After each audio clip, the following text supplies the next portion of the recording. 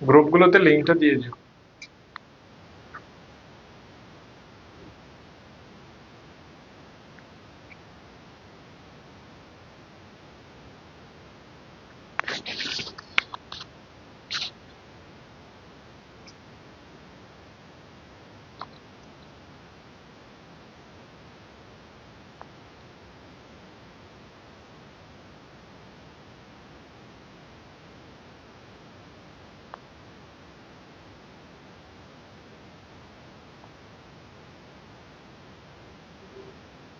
আসসালামু আলাইকুম প্রিয় শিক্ষার্থী বন্ধুরা, সবাই কেমন আছো? আজকের ক্লাসে তোমাদের সবাইকে স্বাগত। সবাই ভালো আছো এবং সুস্থ আছো। তোমাদের সোশিওলজি ক্লাসে তোমাদের সোশিওলজি ইনস্ট্রাক্টর তোমাদের প্রিয় প্ল্যাটফর্ম পড়ালেখাতে আজকের ক্লাসে সোশিওলজি সেকেন্ড পেপারের একটা গুরুত্বপূর্ণ অংশ শেষ করার চেষ্টা করব। তোমরা যারা যুক্ত হয়েছো আমাকে ঠিকভাবে শুনতে পাচ্ছ কিনা এবং ঠিকভাবে দেখা যাচ্ছে কিনা একটু এনশিওর করো, দেন হচ্ছে আমি ক্লাসটা শুরু করে দিব। ঠিক আছে? ওকে, আমি দেখতে পাচ্ছি আমাদের সাথে লিজা যুক্ত হয়েছে। কে কোন জায়গা থেকে যুক্ত হয়েছে এটা একটু জানাতে হবে, কেমন? কারণ হচ্ছে তোমরা যদি না জানাও তাহলে আমি বুঝবো না যে আসলে সারা বাংলাদেশ থেকে আমাদের স্টুডেন্টরা কেমন জানি শব্দ করে কিরকম শব্দ করে প্ল্যাটফর্ম পড়ালেখাতে আজকে। না, এখন ঠিক থাকবে, এখন ঠিক থাকবে। একটু করে ওই প্রথম দিকে যেটা হয়েছিল ওটা না, আমার এখানে হাতে বাড়ি লাগছিল আর কি। তো এখন আশা করি তোমরা সবাই ভালো আছো। লিজা যুক্ত হয়েছে। আরো যারা যুক্ত হচ্ছ তোমরা একটু জানো যে কে কোন জায়গা থেকে যুক্ত হচ্ছ এবং আমাকে ঠিকঠাক ভাবে শুনতে পাচ্ছ কিনা। হ্যালো? হ্যাঁ, আমি ক্লাসে। ওকে। ওকে, সিলেট থেকে আমাদের সাথে লিজা যুক্ত হয়েছে। বাকিরা কই? বাকিরা একটু রেসপন্স করো। সবাই একটু রেসপন্স করো। তোমাদের আজকের ক্লাসে হচ্ছে দ্বিতীয় পত্রের একটা সাজেশন দেওয়ার চেষ্টা করব তোমাদেরকে।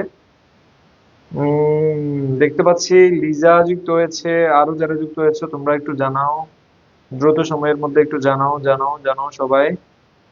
ওকে। ওকে, যে কে কোন জায়গা থেকে যুক্ত হয়েছে একটু জানাও। তোমাদের ইতিপূর্বে যে সাজেশন ক্লাসগুলো হয়েছে সেই ক্লাসগুলো তোমরা করেছো কিনা। আমাদের সাথে তাসাউদ হাসান যুক্ত হয়েছেন। তাসাউদ হাসান বলছি ভাইয়া। তাসাউদ, আমাদের স্পেশাল বেসের ভর্তি কার্যক্রম চলছে, তুমি এসে ভর্তি হয়ে যাও। তুমি তো কিছুদিন কন্টিনিউ করে এরপরই তুমি ব্যস্ত হয়ে পড়েছিলে। শান্তা আলম আমাদের সাথে যুক্ত হয়েছেন। ওয়ালাইকুম আসসালাম। শান্তা চট্টগ্রাম থেকে যুক্ত হয়েছে। তো তোমরা যারা চট্টগ্রাম থেকে দেখছো, আমাদের পড়ালেখার অফলাইন ব্রাঞ্চে স্পেশাল বেচ শুরু হতে যাচ্ছে এবং ডিসকাউন্টে ভর্তি চলতেছে এখনো। তো তোমরা দ্রুত সময়ে এসে ভর্তি হয়ে যাও, কারণ হচ্ছে আমাদের খুবই লিমিটেড সিট। আমাদের টার্গেট আছে হচ্ছে 200 স্টুডেন্ট আমরা পড়াবো 4টা বেসে। তো খুবই অল্প স্টুডেন্ট আমরা একটা বেসে রাখি। যারা হচ্ছে আগে আমাদের ক্লাস করেছে তারা জানে। তো ওই হিসেবে হচ্ছে আমাদের যেহেতু limited seat, already 100+ student pre booking করে ফেলেছে। প্রি বুকিং মানে কি? প্রি বুকিং মানে হচ্ছে 1000 টাকা দিয়ে সে ভর্তি কনফার্ম করে গেছে যে বাকি টাকা পরে দিলে সমস্যা নাই। এবং এতে করে যেটা হবে সেটা হচ্ছে প্রি বুকিং যারা করবে তারাই শুধুমাত্র হচ্ছে 200 জনের ভিতরে থাকতে পারলে ক্লাস করতে পারবে। অন্যথায় 200 জনের বেশি আমাদের আসলে নেওয়ার সুযোগ থাকবে না। ঠিক আছে? ওকে, চট্টগ্রাম থেকে যারা ছিল তাদের উদ্দেশ্যে এই কথাগুলো বললাম।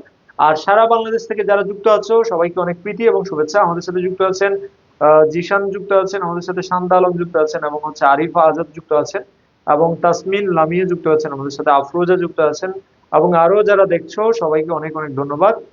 তাহলে শুরু করি আমরা আজকের ক্লাসটা।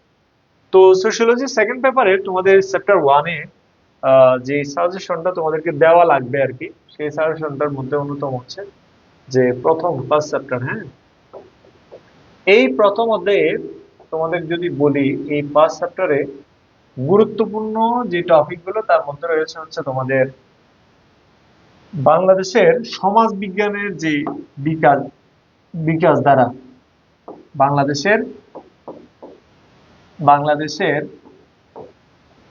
বাংলাদেশের সমাজ বিজ্ঞানের বিকাশ দ্বারা, এই টপিকটা পড়লে তোমরা বাংলাদেশের সমাজ বিজ্ঞানের বিকাশ দ্বারা, শুধু এই টপিকটা পড়লে তোমরা এখান থেকে সিকিউ প্রশ্ন উত্তর করতে পারবে।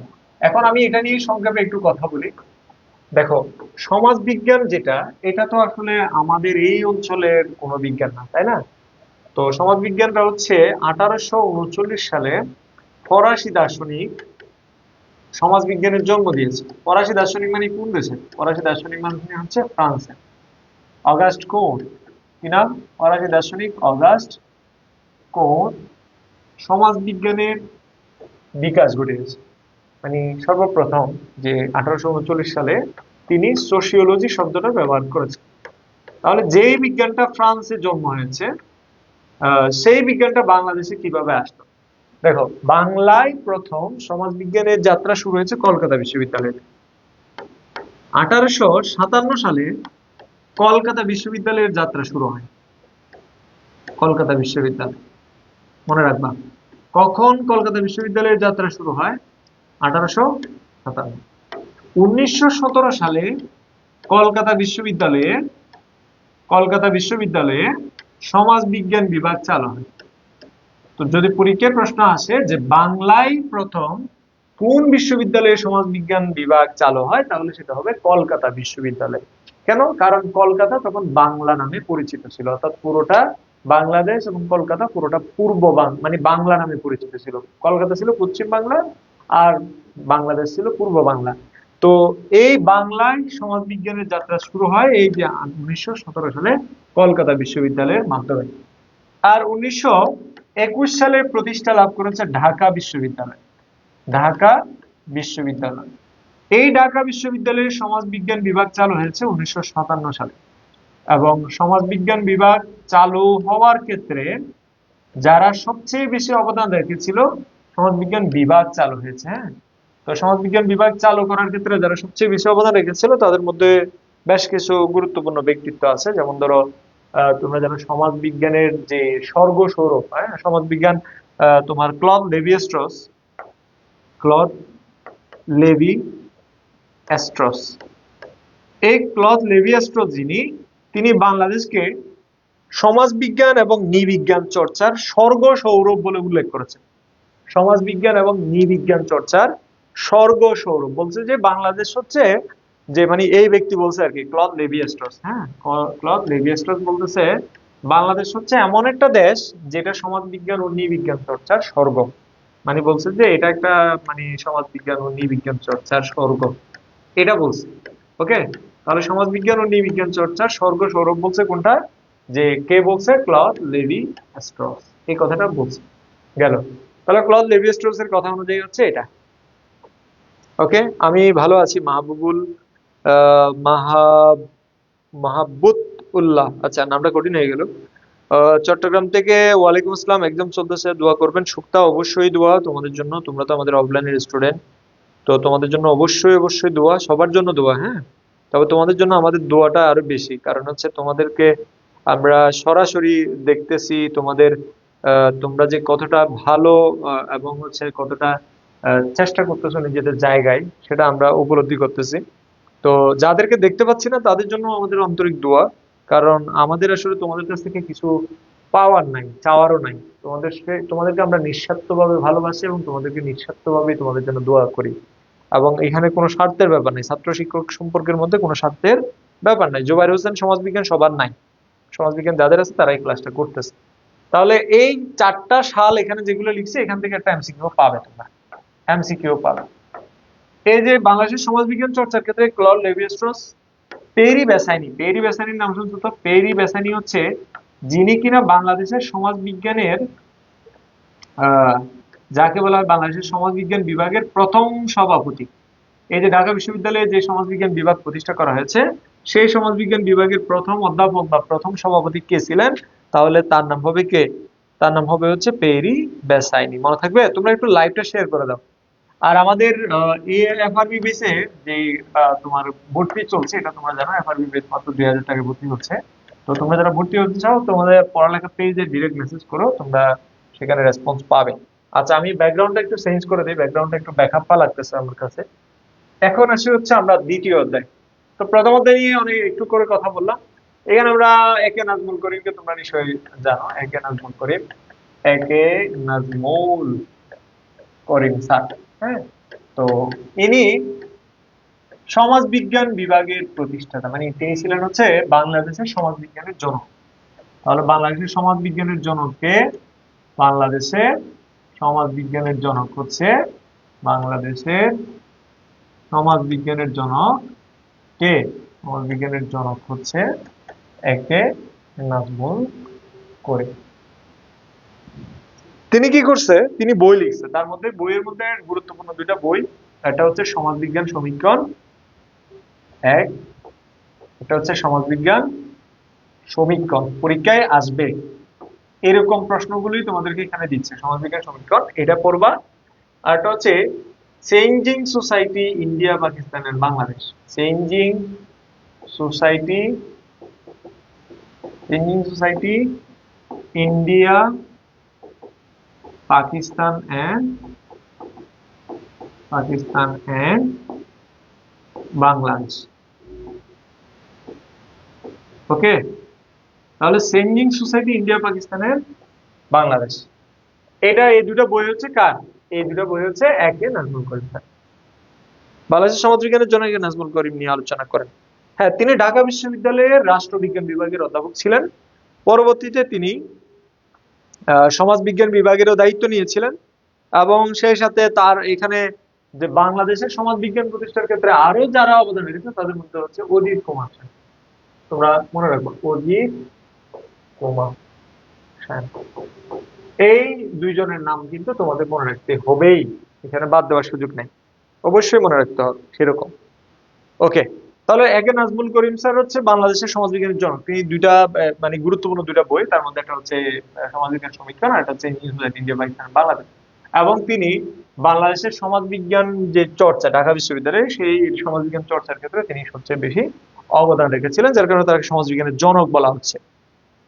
এরপর আমাদের আছে দ্বিতীয় অধ্যায়। তো আমরা সোশিওলজির এই যে সেকেন্ড পেপার, এটা না লিখলে অনেক স্টুডেন্ট হচ্ছে যারা মাস্টার দিয়ে আসে তারা বুঝতে পারে না যে আসলে কিসের ক্লাস চলতেছে। তো এখানে চ্যাপ্টার কত? চ্যাপ্টার হচ্ছে 2, দ্বিতীয় অধ্যায়। চ্যাপ্টার 2 তে মানে দ্বিতীয় অধ্যায়ে আমরা আসলে কি পড়বো? আমাদের প্রথমে আমাদের যেটা থাকতে হবে সেটা হচ্ছে সংস্কৃতি সম্পর্কে একটা ভালো ধারণা থাকতে হবে। সংস্কৃতি, সংস্কৃতির মানে সংস্কৃতি সম্পর্কে ভালো ধারণা মানে হচ্ছে সংস্কৃতির আদ্যপান্ত জানতে হবে। তারপর হচ্ছে বাংলাদেশে, বাংলাদেশে সংস্কৃতির ব্যবধান, এটাও ভালো একটা ধারণা থাকতে হবে। সংস্কৃতির, সংস্কৃতির এটা সংস্কৃতির ব্যবধান। দেখো এটা একটা থিওরি, এই যে সংস্কৃতির ব্যবধান, এটা একটা কালচারাল ল্যাগ বলে ইংরেজিতে পড়ে। যারা জয়েন করছে সবাই সোশিওলজির হবে। হ্যাঁ, যারা জয়েন করছে এরা তো আর সোশিওলজির বাইরে হবে না, সবার সোশিওলজি থাকবে। তো আহ তো সংস্কৃতির যে ব্যবধানটা, এটা একটা থিওরি, এটা হচ্ছে অকবার্নের থিওরি। তো এই যে তোমাদের মাত্র লিখলাম সংস্কৃতি, এটা সম্পর্কে একটা ভালো ধারণা থাকতে হবে বললাম। আমি তোমাদেরকে এখানে একটু কিছু সংক্ষেপে আলোচনা করি।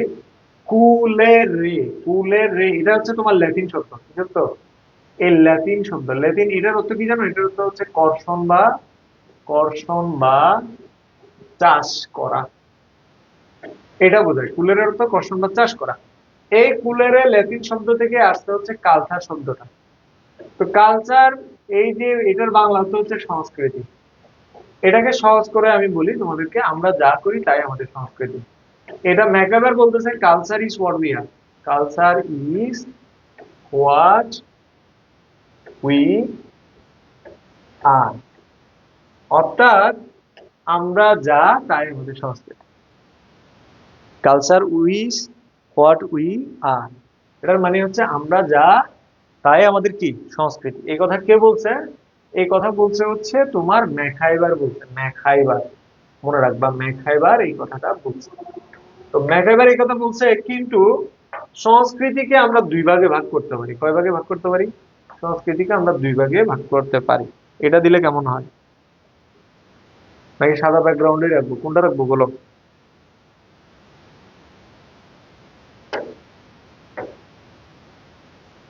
তো অকবার্ন সংস্কৃতিকে দুই ভাগে ভাগ করছে।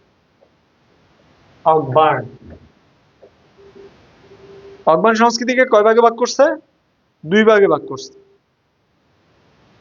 একটাকে তিনি নাম দিছে বস্তুগত সংস্কৃতি, আর একটাকে নাম দিছে হচ্ছে অবস্তুগত সংস্কৃতি। না, এটাও একটু ইয়ে হয়ে যাচ্ছে। আগেরটাই ঠিক ছিল নাকি? এটাই ঠিক ছিল। তো অকবার্ন বলতেছে, মানে সমাজবিজ্ঞানী অকবার্ন, অকবার্ন বলতেছে সংস্কৃতিকে দুই ভাগে ভাগ করা যায়। কালচার, সংস্কৃতিকে দুই ভাগে ভাগ করা যায়। একটার নাম দিয়েছে বস্তুগত, আর একটা কি অবস্তুগত। তোমরা জানো যে বস্তুগত যেটা দেখা যায়, ধরা যায়, ছোঁয়া যায়, হ্যাঁ, যেটা অনুভব করা যায় সেটা হচ্ছে বস্তুগত। তো তোমাদেরকে একটা এক্সাম্পল দিই, সংস্কৃতি থেকে এক্সাম্পল দিই। এক্সাম্পল, হ্যাঁ, এক্সাম্পলে তোমরা আমাকে বলো তো যে সংকেত কোন ধরনের সংস্কৃতি, কাব্য কোন ধরনের সংস্কৃতি। একটা হচ্ছে সংকেত আর একটা বললাম কাব্য, কোন ধরনের সংস্কৃতি। সংকেত, কাব্য কোন ধরনের সংস্কৃতি, আর একটা হচ্ছে কি যে তোমার বই কোন ধরনের সংস্কৃতি। তিনটা জিনিস বললাম, বলো। একটা সংকেত, ভাইয়া সোশিওলজি সেকেন্ড পেপারের প্রথম অধ্যায়টা বুঝি নাই। আচ্ছা, নাসরিন ইসলাম না বুঝলে একটা কোর্স কিনে ফেলো, মাত্র 2000 টাকায় পুরো বই, পুরো সব সাবজেক্টের কোর্স। এখানে 1 2 থেকে শুরু করে একদম মানে পর্যায়ক্রমিক ভাবে, হ্যাঁ, একদম বাই সিরিয়ালি পড়ানো হবে তোমাদের। তোমরা যারা ফ্রি ক্লাস করছো তোমরা নিশ্চয়ই জানো যে ওখানে 2টা অধ্যায় পড়ানো হয়েছে, দুইটা প্রায় 3টা মনে হয় 2টা অধ্যায় পড়ানো হয়ে গেছে। Non material culture, Fahim Ahmed Imran, very good, চমৎকার উত্তর দিয়েছে। সংকেত এটা অবস্তুগত, কাব্য এটা অবস্তুগত, কিন্তু এটা বস্তুগত, মনে রাখবা।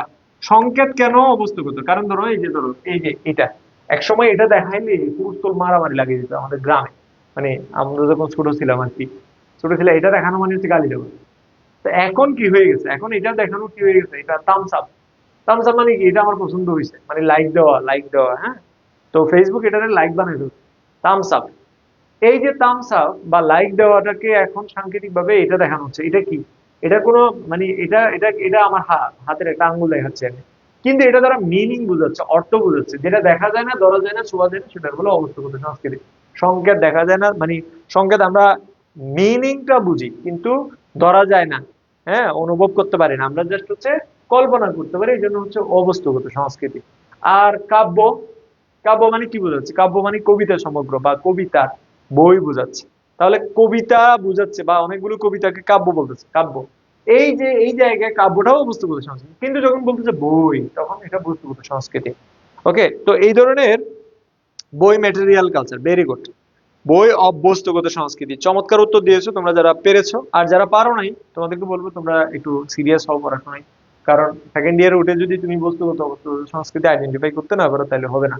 আমি সহজ করে বলি, বস্তু জগতে এবং পৃথিবীতে যা কিছু মানুষেরা সৃষ্টি করছে সবকিছুই মানে কি সংস্কৃতির অংশ। তাহলে একটা বড়, ধরো একটা আম গাছ, হ্যাঁ, এটা একটা আম গাছ, আম গাছ কি সংস্কৃতি হবে? আম গাছ সংস্কৃতি হবে, এটা হচ্ছে নেচার। নেচার মানে হচ্ছে প্রকৃতি। নেচার মানে কি? নেচার মানে হচ্ছে প্রকৃতি। তাহলে আম গাছ, জাম গাছ, কাঁঠাল গাছ, হ্যাঁ, যেটাই বলো না কেন, প্রকৃতি মানে তুমি যেটা বানাও নাই, মানুষ যেটা বানায় নাই, সেটাকে কখনো সংস্কৃতি বলা যাবে না। আশা করি তোমরা সংস্কৃতির ধারণাটা ক্লিয়ার ভাবে বুঝতে পেরেছো। তো এই এবার আসি হচ্ছে আমাদের যে সংস্কৃতির ব্যবধানটা কি। আসলে ব্যবধান মানে হচ্ছে বস্তুগত সংস্কৃতি এগিয়ে যায় আর অবস্তুগত সংস্কৃতি পিছিয়ে পড়ে। বস্তুগত সংস্কৃতি কি হয়ে যায়? এগিয়ে যায়। আর অবস্তুগত সংস্কৃতি কি পড়ে? অবস্তুগত সংস্কৃতি হচ্ছে পিছিয়ে পড়ে। এই যে বস্তুগত সংস্কৃতি এগিয়ে গেল, অবস্তুগত সংস্কৃতি পিছিয়ে পড়লো, এই যে অসম বিকাশ, এটাকে বলে সংস্কৃতির ব্যবধান। ধরো এটা বস্তুগত সংস্কৃতি, এটা এইটুকু পর্যন্ত আসলো, কিন্তু অবস্তুগত সংস্কৃতি রয়ে গেল এখানে 2 এর মধ্যে রয়ে গেল। তাহলে দেখো 1 2 3 4, তাহলে এই যে তোমার বস্তুগত সংস্কৃতি, এটা হচ্ছে বস্তুগত সংস্কৃতি। বস্তুগত সংস্কৃতি এগিয়ে গেল, কিন্তু অবস্তুগত সংস্কৃতি পিছিয়ে রয়ে গেল, সেটা হচ্ছে সংস্কৃতির ব্যবধান। এটা কিরকম, এটা কিভাবে আমরা বুঝবো? ধরো এখন হচ্ছে অনেক প্রযুক্তি, শিক্ষার অনেক প্রযুক্তির আবিষ্কার হয়েছে, তাই না? এই যে ধরো স্মার্ট বোর্ড, হ্যাঁ, আমরা এখন স্মার্ট বোর্ডে পড়াচ্ছি, হ্যাঁ। তো স্মার্ট এই যে স্মার্ট বোর্ড, এই স্মার্ট বোর্ডে আমরা পড়াচ্ছি তোমাদের, এবং আমরা অনেক প্রযুক্তি ব্যবহার করে তোমাদেরকে একটা লাইভ ব্রডকাস্টিং এর মাধ্যমে ফেসবুকে লাইভে ক্লাসটা করাচ্ছি। কিন্তু এই যে তোমরা যারা করতেছো তোমাদের মানসিকতা ঠিক আছে, কিন্তু যারা করতেছে না তারা হচ্ছে ওই মানসিক দিক থেকে পিছিয়ে আছে। আবার অনেক শিক্ষক আছে যারা এখনো চক ডাস্টার দিয়ে হচ্ছে ক্লাস করাচ্ছে। তাহলে দেখো, চক ডাস্টার দিয়ে যারা এখনো পড়াচ্ছে তারা হচ্ছে ওই কালচারাল ল্যাগ বা সংস্কৃতির ব্যবধানের মধ্যে দিয়ে যাচ্ছে। কিরকম, যে সবকিছু তো তৈরি হয়েছে, উন্নত উন্নত প্রযুক্তি তৈরি হয়েছে, এটা হচ্ছে বস্তু, ধরো স্মার্ট বোর্ড, হ্যাঁ, একইভাবে হচ্ছে মাল্টিমিডিয়া ক্লাসরুম, সবকিছু হচ্ছে তোমার কি বস্তু, এগিয়ে গেল না, অনেক উপরে গেল, উন্নত হলো। কিন্তু ওই শিক্ষক এখনো তোমার ওই মাল্টিমিডিয়া ক্লাসরুমে অভ্যস্ত না, শিক্ষক এখনো স্মার্ট বোর্ডে অভ্যস্ত না। তার মানে কি, তার ভিতরে ওই যে মানসিকতা যেটা, সেটা এখনো কোথায় রয়ে গেল, নিচে রয়ে গেল। এই যে তোমার বস্তু এগিয়ে যাওয়া, মানসিকতা পিছিয়ে থাকা, এইটাকেই বলে সংস্কৃতির ব্যবধান। একইভাবে কৃষকদের ক্ষেত্রে দেখো, তোমরা যারা গ্রামে বড় হচ্ছ বা গ্রাম থেকে যুক্ত আছো, তোমরা জানো যখন একজন কৃষি কাজ করে, একজন কৃষক, হ্যাঁ, কৃষক যখন দেখবা, ধরো আমরা উন্নত দেশগুলোতে কি দেখি, উন্নত দেশগুলোতে কৃষকরা হচ্ছে নানান নানান নতুন নতুন প্রযুক্তি ব্যবহার করতেছে। তো আমাদের দেশে কি প্রযুক্তি নাই? উত্তর হচ্ছে আছে, আমাদের দেশেও উন্নত প্রযুক্তি আছে, কিন্তু কৃষক কি করে, কৃষক করে হচ্ছে ওই যে এখনো সেই কোদাল নাঙ্গল, তারপরে হচ্ছে দুইটা বলদ বা গরু, এগুলোকে সে ছাড়তে পারতেছে না, মানে দুইটা গরু দিয়ে সে চাষাবাদ করবে, এই যে এটা এখনো ফেলতে পারতেছে না, ছাড়তে পারতেছে না। হ্যাঁ, তো এই ক্ষেত্রে যেটা ঘটতেছে, এই যে উন্নত প্রযুক্তি আবিষ্কার হওয়ার পরেও কৃষক তার পূর্ববর্তী যে ব্যবহৃত যে উপাদান, সেই উপাদানগুলোর মধ্যেই রয়ে গেল। তার মানে সে ওই উন্নত প্রযুক্তি আর ব্যবহার নিতে পারছে না। তার মানে বস্তুগত সংস্কৃতি এগিয়ে গেল, কিন্তু তার মানসিকতা রয়ে গেল পিছিয়ে। এই যে মাঝখানের যে ব্যবধান, এটাকে বলে সংস্কৃতির ব্যবধান, এবং এটা আমাদের দেশে বেশি দেখা যায়। এবং অনেক গ্রামের মানুষ আছে যারা কিনা এখনো নতুন নতুন প্রযুক্তির সাথে অভ্যস্ত না। তার মানে এটা কিসের ব্যবধান? সংস্কৃতির ব্যবধান।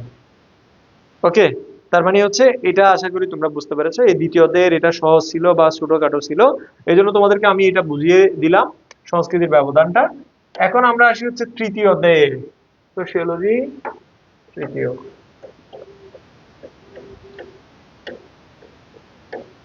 সেকেন্ড পেপার, চ্যাপ্টার কত? তৃতীয় অধ্যায়। কি কি পড়বা বলি, এখানে অনেকগুলো টপিক, আমি আজকে সারা রাত পড়ালে ওই টপিক গুলো শেষ হবে না, কারণ এখানে 4টা ক্লাস থাকে। তো আমি যদি এখন থেকে ক্লাস করে 12টা পর্যন্ত পড়াইও, তাহলে কিন্তু শেষ হবে না, ঠিক আছে? ওকে, তো এখন আসি আমরা,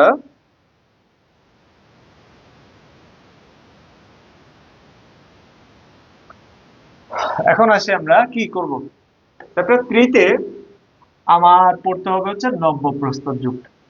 মার্ক করে রাখো, প্রস্তর যুগ। আমার পড়তে হবে হচ্ছে লৌহ যুগ। আমার পড়তে হবে মহাস্থানগড়। হ্যাঁ, মহাস্থানগড়। এরপরে হচ্ছে এরপরে হচ্ছে তোমাদের পাহাড়পুর, পাহাড়পুর। এরপরে হচ্ছে সিন্ধু সভ্যতা। বাকি টপিক গুলো এত বেশি গুরুত্বপূর্ণ নয়, বাকিগুলো তোমরা এমনি রিডিং করবা, বুঝে বুঝে। এগুলো থেকে সিকিউ প্রশ্ন কমন আসতে পারে বা আসে, এর বাইরে আসবে না। এটা বেশি গুরুত্বপূর্ণ, এটা বেশি গুরুত্বপূর্ণ, এটা বেশি গুরুত্বপূর্ণ, 3টা বেশি গুরুত্বপূর্ণ, আর বাকিগুলো হচ্ছে ইন জেনারেল। তৃতীয় অধ্যায় মজা লাগে, তুমি বুঝো এই জন্য মজা লাগে, যারা বুঝে না, যারা পড়ে না, তাদের কাছে এগুলো বোরিং লাগে, ঠিক আছে? সবাই পড়াশোনায় মজা পায় না, যারা মজা পায় তারা এগিয়ে যায়, তারা জীবনে ভালো কিছু করে, আর যারা মজা পায় না তারা অন্য কোথাও মজা খুঁজে বেড়ে।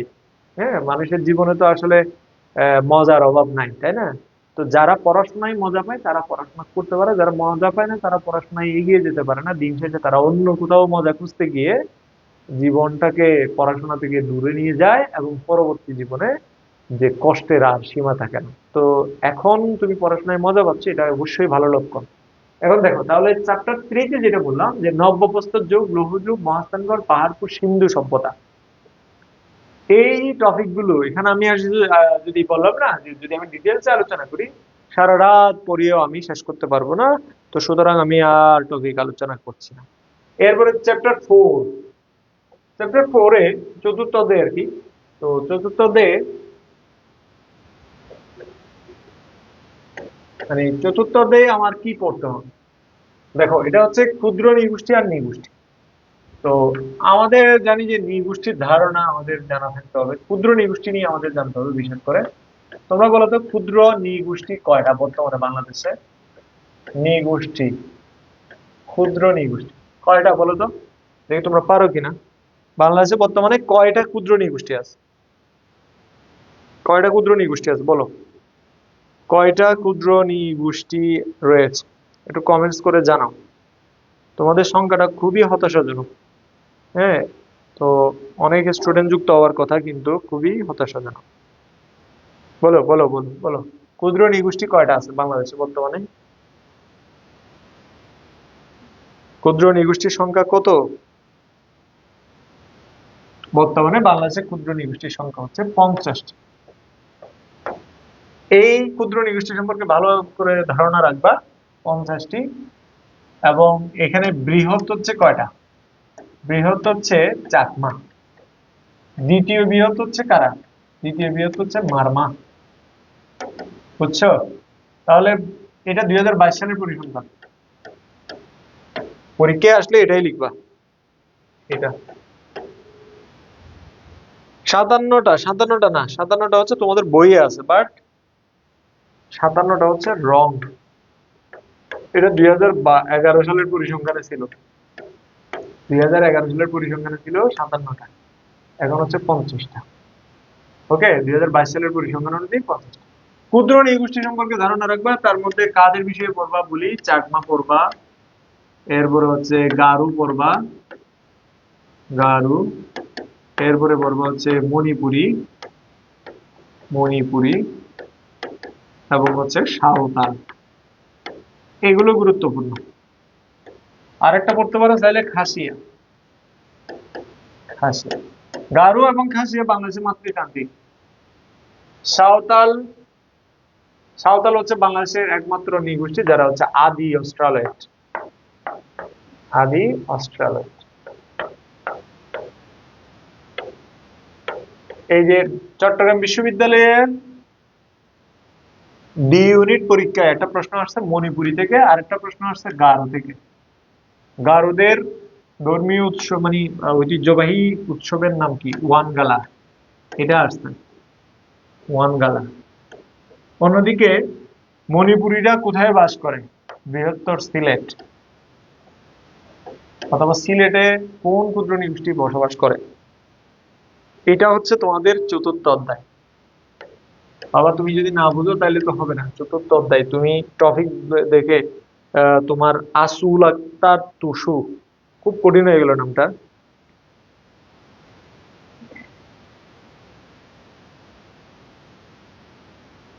এটা বহু নির্বাচনের জন্য তো সব পড়তে হবে, মানে রিডিং পড়বা আর কি। বহু নির্বাচনের জন্য প্রিভিয়াস ইয়ারের কোয়েশ্চনটা পড়ে ফেলো, প্রিভিয়াস ইয়ারের কোয়েশ্চন গুলো পড়ে ফেললে হবে। হ্যাঁ, বহু নির্বাচনের জন্য প্রিভিয়াস ইয়ারের কোয়েশ্চন গুলো পড়ে ফেললে হবে, এবং তুমি রিডিং করে নাও না, বই একবার রিডিং করে নিলে আর কিছু করা লাগে না।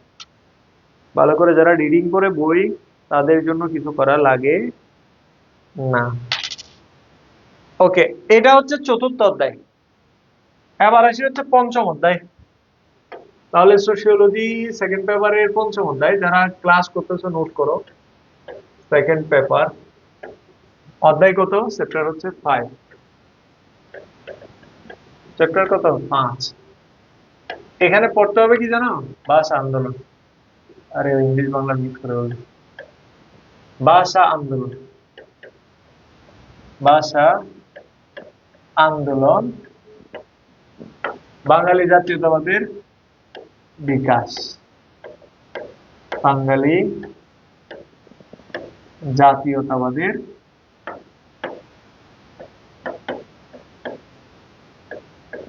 বিকাশ, এটা পড়বা। আরেকটা জিনিস পড়বে, সেটা হচ্ছে কি ভাষা আন্দোলন, বাঙালি জাতীয়তাবাদের বিকাশ, আর এটা হচ্ছে বৈষম্য।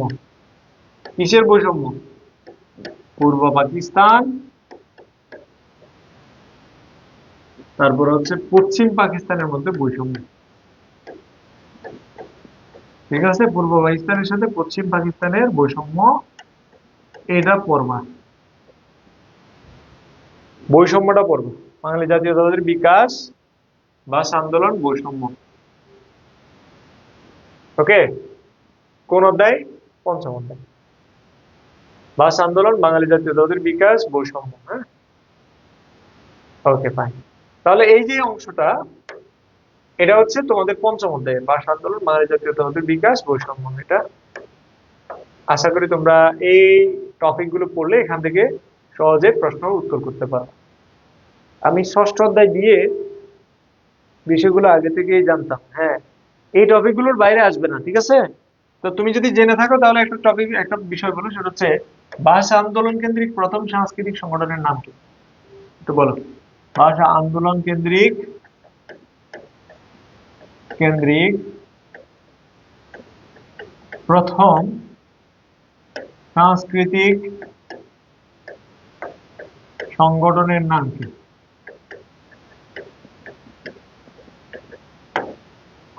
নাম কি বলো।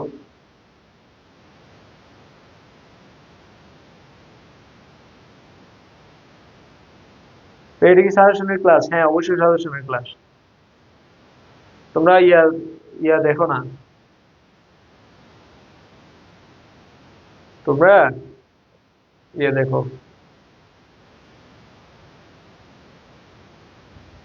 ক্যাপশন দেখো, ক্যাপশন। হ্যাঁ, সমুদ্রের মজলিস, ভেরি গুড, সমুদ্রের মজলিস। ওকে, তাহলে এই যে তোমার পঞ্চম অধ্যায় সাজেশন দিলাম, এরপরে ষষ্ঠ অধ্যায়ে আলোচনা। ষষ্ঠ অধ্যায় চ্যাপ্টার 6, এখানে যেটা দিব সেটা পড়লে ভালো করে হবে। চ্যাপ্টার 6, এটা হচ্ছে, দেখো চ্যাপ্টার 6 এ আমার সোশিওলজি সেকেন্ড পেপার, চ্যাপ্টার 6 এ আমার কি পড়তে হবে? পড়তে হবে গ্রামীণ সমাজের বৈশিষ্ট্য। দেখো, মনে রাখবা, গ্রামীণ সমাজ মানে হচ্ছে এখানে কৃষি অর্থনীতি থাকবে। বৈশিষ্ট্য, বৈশিষ্ট্য। তাহলে গ্রামীণ সমাজ বলতে কোনটাকে বুঝবো? গ্রামীণ সমাজ বলতে আমাদের মনে রাখতে হবে যে কৃষি অর্থনীতি থাকবে এখানে। গ্রামীণ সমাজে কি থাকবে? কৃষি অর্থনীতি হচ্ছে গ্রামীণ সমাজের মূল উপজীব্য বিষয়। কৃষি অর্থনীতি এক, গ্রামীণ সমাজের কৃষি অর্থনীতি অবশ্যই অবশ্যই মনে রাখবা। এবং এখানে মূল অর্থনীতি হচ্ছে ভূমি। অর্থনীতির মূল বিষয় হচ্ছে ভূমি, এটাও মনে রাখবা। এরপরে আমরা আরেকটা বিষয় জানবো, সেটা হচ্ছে কি গ্রামীণ ও শহরের সমাজের স্তরবিন্যাস। শহরের সমাজের স্তরবিন্যাস, এটা অবশ্যই অবশ্যই জানা লাগবে। এটা থেকেই পরীক্ষায় প্রশ্ন আসে প্রতি বছর। স্তরবিন্যাস, গ্রামীণ সমাজের স্তরবিন্যাসে ভূমির মালিকানার ভিত্তিতে যে স্তরবিন্যাসটা হয়, তার মধ্যে একটা হচ্ছে ধনী কৃষক। ধনী কৃষক যার অনেক জমি আছে, প্রান্তিক কৃষক যার মোটামুটি জমি আছে এবং কোন রকম সে চলে। এরপরে আছে হচ্ছে বর্গা চাষী, বর্গা চাষী। এরপরে আছে হচ্ছে ভূমিহীন কৃষক, ভূমিহীন কৃষক। কি কি বললাম? ধনী কৃষক, প্রান্তিক কৃষক, বর্গা চাষী, ভূমিহীন কৃষক। এই যে চারটা, এই চারটা হচ্ছে তোমার স্তরবিন্যাসের ক্ষেত্রে ভূমির মালিকানার ভিত্তিতে গ্রামীণ সমাজের স্তরবিন্যাস। এখন এখানে দুইটা প্রশ্ন প্রায় সময় আসে, একটা হচ্ছে প্রান্তিক কৃষক কি ব্যাখ্যা করো, বর্গা চাষী কারা ব্যাখ্যা করো। এই যে দেখো, প্রান্তিক কৃষক মানে হচ্ছে তার যা জমি আছে, যেটুকু জমি আছে সেটুকু জমি দিয়ে সে কোন রকম তার পরিবারের ভরণ পোষণ মেটাতে পারে বা চলে, কোন রকম চলে, সেরকম হইলে সেটাকে বলে যে তোমার প্রান্তিক কৃষক। মানে তার অতিরিক্ত নাই, মানে যেটুকু দরকার সেটুকুই আছে। অর্থাৎ সাধারণত আমরা 10 থেকে 25 বিঘার মধ্যে যাদের জমি আছে তাদেরকে আমরা বলি প্রান্তিক কৃষক। আর বর্গাচাষী কে? বর্গাচাষী হচ্ছে যে কিনা 5 থেকে 10 বিঘার মধ্যে জমি আছে, এই জমি তার জন্য যথেষ্ট নয়, বরং সে ধনী কৃষকের কাছ থেকে জমি বর্গা নিয়ে চাষাবাদ করে, সেটাকে বলে বর্গাচাষী। এবং বিনিময়ে সেই বছরে খাজনা পরিশোধ করে। কাকে? ধনী কৃষককে খাজনা পরিশোধ। আর ধনী কৃষককে যার অনেক জমি আছে, 25 বিঘার ঊর্ধ্বে জমি আছে, এবং যে কিনা ওই জমির যে খাজনা, সেই খাজনা দিয়েই তার জীবিকা নির্বাহ করে থাকে, সেটা হচ্ছে কি? ধনী কৃষক। আই হোপ তোমরা এটাও বুঝতে পেরেছো। এটাতে আসলে অত বেশি জটিলতা নাই। এবং এখানে গ্রামীণ ও শহরে সমাজে, আর শহরে সমাজের স্তর বিন্যাসের ক্ষেত্রে সম্পদের মালিকানার ভিত্তিতে, ওই যে তোমার যাকে আমরা বলি উচ্চবিত্ত, উচ্চবিত্তের পরে আছে কি? উচ্চবিত্তের পরে আছে হচ্ছে উচ্চ মধ্যবিত্ত, উচ্চ মধ্যবিত্ত। এরপরে উচ্চ মধ্যবিত্তের পরে আছে হচ্ছে তোমার মধ্যবিত্ত, মধ্যবিত্তের পরে আছে কি? মধ্যবিত্তের পরে আছে হচ্ছে নিম্ন মধ্যবিত্ত। এরপরে নিম্ন মধ্যবিত্তের পরে আছে কি? নিম্নবিত্ত। তাহলে দেখো, এই যে তোমার পর্যায়ক্রমিক ভাবে উচ্চ, উচ্চ মধ্যবিত্ত, মধ্যবিত্ত, নিম্ন মধ্যবিত্ত, নিম্নবিত্ত, এই যে ধারাবাহিকতা, কারা উচ্চবিত্ত, কারা উচ্চ মধ্যবিত্ত, কারা মধ্যবিত্ত, কারা নিম্ন মধ্যবিত্ত, নিম্নবিত্ত, এগুলোর উদাহরণ জানাটা তোমাদের জন্য খুবই গুরুত্বপূর্ণ। উদাহরণ জানাটা তোমাদের জন্য খুবই জরুরি। আরেকটা আছে গ্রামীণ সমাজের ক্ষমতা ও কর্তৃত্বের ভিত্তিতে স্তরবিন্যাস। ক্ষমতা ও কর্তৃত্বের ভিত্তিতে গ্রামীণ সমাজে যে চেয়ারম্যান, তারপরে হচ্ছে তোমার উম আহ রাবিয়া তৃষা আছে, রাবিয়া তৃষা আছে, আসছে হচ্ছে তোমাদের সিনিয়র, সে এখন অনার্স সেকেন্ড ইয়ারে। তো তোমাদের সাথে ক্লাস করতেছে সেও। আচ্ছা, এখন আমরা যে বিষয়টা নিয়ে আলোচনা করবো সেটা হচ্ছে কি বললাম, যে ক্ষমতা ও কর্তৃত্বের ভিত্তিতে, যেমন ধরো চেয়ারম্যান মেম্বার। চেয়ারম্যান মেম্বার হচ্ছে গ্রামীণ সমাজে সবচেয়ে ক্ষমতাধর ব্যক্তি। এরপরে হচ্ছে তোমার মাতব্বর। এই মাতব্বর হচ্ছে কে? মাতব্বর কি? যে কিনা হচ্ছে সব জায়গায় তার মতামত তোমার বলে বেড়ায়। এরপরে আছে কে? এরপরে আছে হচ্ছে নেতৃত্বস্থানীয় ব্যক্তি, পাতি নেতা। নেতৃত্বস্থানীয় ব্যক্তি মানে কি? নেতৃত্বস্থানীয় ব্যক্তি মানে হচ্ছে পাতি নেতা। এরপরে আছে হচ্ছে তোমার সচেতন ব্যক্তি, সচেতন ব্যক্তি। আরেকটা হচ্ছে অসচেতন ব্যক্তি। অসচেতন কে? যে কিনা কোনো কিছুই জানে না, হ্যাঁ, যে কিনা তার বিষয়ে, কোনো বিষয়ে সে সচেতন না, সেরকম। তো গ্রামীণ সমাজের ক্ষমতা কাঠামো হচ্ছে এটা। ওকে, তো প্রশ্ন আসলে হয় এটা থেকে আসবে, বেশিরভাগ এটা থেকেই আসে, নয় এটা থেকে, নয় এটা থেকে আসে, ঠিক আছে? অথবা এমন হইতে পারে দুইটা থেকে মিলেমিশে আসছে, এটা আর ওইটা থেকে মিক্স করে আসছে। তবে টপিক এই দুটার বাইরে যাবে না, টপিক এই দুটার বাইরে যাবে না। তোমরা এখানে গ্রামীণ সমাজের বৈশিষ্ট্য আবার শহরের সমাজের বৈশিষ্ট্য তোমরা দুইটাই দেখবা, ঠিক আছে? গ্রামীণ সমাজ ও শহরের সমাজের বৈশিষ্ট্য দুটার মধ্যে তুলনা করলে হয়ে যাবে। তো আজকে এটুকুই রাখি। তোমাদের অধ্যায় শেষ করলাম 6টা। তো তোমাদের টোটাল অধ্যায় আছে 10টা, বাট হচ্ছে বাকি 4টা অধ্যায় আমি আজকে কন্টিনিউ করছি না, আমার ক্লান্তি কাজ করছে, এবং যার কারণে হচ্ছে তোমাদের সংখ্যাটাও এতটা সন্তোষজনক নয়। যারা লাইভে ক্লাস করতেছে, ওই যে কালচারাল ল্যাগের কারণে হচ্ছে তোমাদের এই সমস্যা আর কি, ঠিক আছে? তো তোমরা আমাকে নিশ্চয়ই যতক্ষণ পর্যন্ত তোমাদেরকে পড়িয়েছি ততক্ষণ পর্যন্ত তোমরা নিশ্চয়ই বিষয়গুলোকে গুরুত্ব দিয়ে তোমরা নিজেরা পড়বা। তোমরা দেখবা কোথা থেকে প্রশ্ন আসে, কিরকম আসে। যেগুলো বলছে এর বাইরে একটা প্রশ্নও আসবে না ইনশাল্লাহ। এবং তোমাদের এটার উপর বিশ্বাস রাখো, এবং সাথে তোমরা নিজেরাও পড়ো। তবে এটা বলতেছি না শুধু এগুলোই পড়ো, তোমরা যদি বেশি পড়তে পারো দেন। আর এগুলো দেওয়া হচ্ছে কাদের জন্য? যারা কিনা খুব মানে মিডিয়াম মানের স্টুডেন্ট এবং দুর্বল স্টুডেন্ট, যারা বেশি মানে পড়তে পারে না বা বেশি পড়ে না এবং সময় পায় না, সেরকম যারা আছে তাদের জন্যই হচ্ছে বিশেষ করে এগুলো দেওয়া, যাতে শর্টকাট এসে পার পেয়ে যায়, ঠিক আছে? তো পরবর্তী কোনো ক্লাসে দেখা হবে ইনশাল্লাহ। সবাই ভালো থাকবে, সুস্থ থাকবে, সুন্দর থাকবে, এবং তোমাদের জন্য অনেক শুভকামনা। আল্লাহ হাফেজ।